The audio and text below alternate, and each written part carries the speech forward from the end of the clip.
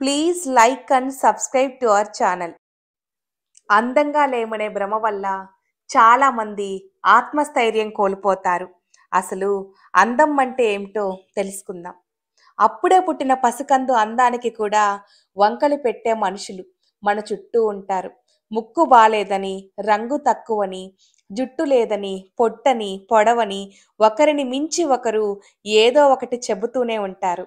ఆ చెప్పే వాళ్ళలో మనము ఉంటాం. తర్వాత మనమే అందం గురించి బాధపడతాం.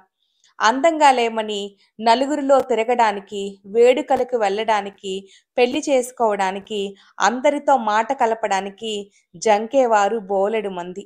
ఆ భావనతో ఆత్మస్థైర్యం కోల్పోతారు. అమ్మాయిలకే కాదు, అబ్బాయిలకు ఈ లోపల భయాలు ఉంటాయి. కానీ అందానికి తప్పుడు నిర్వచనం ఇచ్చే ఒక సమాజాన్ని సృష్టించేది మనమే. ఎవరికి ఏం అవసరమో అది వాళ్ళ దగ్గర ఉంటుంది. ఒకరు అందంతోనే వాళ్ళ జీవితాన్ని మార్చుకోగలరు. కొందరు తెలివితేటలతో అందమైన జీవితాన్ని నిర్మించుకోగలరు. అందం ఒక్కటే జీవితంలో ముఖ్యం అనుకుంటే సినీ నటులు మాత్రమే పుస్తకాల్లో, చరిత్రల్లో ఉండేవాళ్ళు. విజయాలు కేవలం వాళ్ళే సాధించేవారు. కాబట్టి మీ దగ్గర ఏదో ఒక గుణం ప్రత్యేకంగా ఉంటుంది. దానికి పదును పెడితే అత్యంత అందంగా ఉన్న మనుషులు కూడా మీ వెనకే ఉంటారు. మీకు గౌరవం ఇస్తారు. నెమలికి నాట్యం అందం, కోకిలకు గానం అందం, కాకికి నలుపు అందం, హంసకు తెలుపు అందం, సెలయేరుకు గలగల అందం, సముద్రానికి శాంతం అందం, అడవికి పచ్చదనం అందం, ఎడారికి ఇసుక అందం, చంద్రునికి వెన్నెల అందం, సూర్యునికి మండే సెగలే అందం. కాబట్టి ఎవరి సుగుణాలు వాళ్ళకుంటాయి.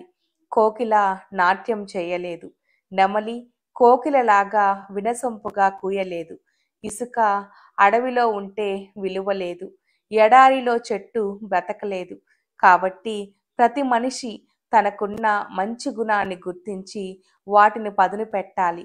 కానీ వాళ్లకు లేని దాని గురించి ఆలోచిస్తూ ఆత్మస్థైర్యం కోల్పోకూడదు. ఎవరికి ఉండాల్సిన లక్షణాలు వాళ్లకు వరంగా ఉంటాయి. వాటిని గౌరవించి విలువ తెలుసుకొని ముందుకు కదలాలి తప్ప ఒకరితో పోల్చుకొని ఆత్మస్థైర్యం కోల్పోకూడదు.